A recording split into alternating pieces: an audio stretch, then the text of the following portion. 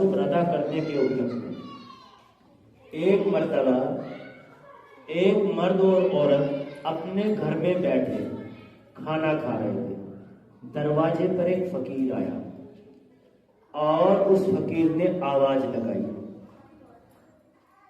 تو وہ مرد اٹھا اور اس فقیر کو کھدیڑ دیا اور کہا چلا جا، یہاں میرے پاس کچھ نہیں ہے، ہمارے پاس تو کچھ بھی کھانے کا نہیں ہے، جبکہ کھانے کا بہت سارا سامان رکھا تھا.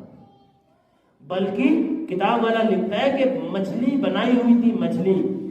مچھلی بڑی بہترین غذا ہوتی ہے اور مچھلی بنا رکھی تھی، اور اس فقیر کو کھدیڑ دیا اور کہا کہ ہمارے پاس ایسا کچھ نہیں ہے، چلے کہیں اور سے لے لو بھائی. اب وہ فقیر چلا گیا.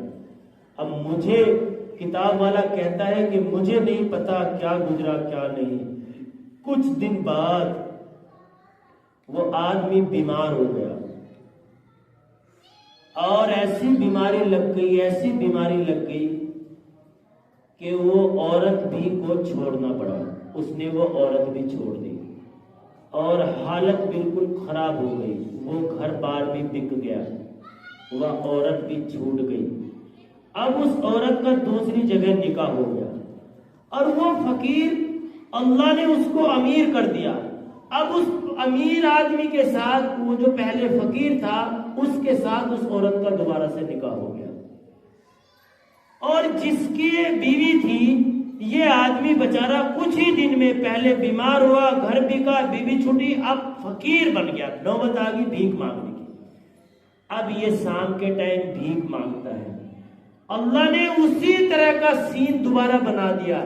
اب وہ جو فقیر تھا وہ اس عورت کے ساتھ ایسے ہی دسترخوان پر بیٹھا ہے اور مچھلی ہی بنی ہوئی ہے، اور آج یہ ان کے دروازے پر فقیر بن کر گیا.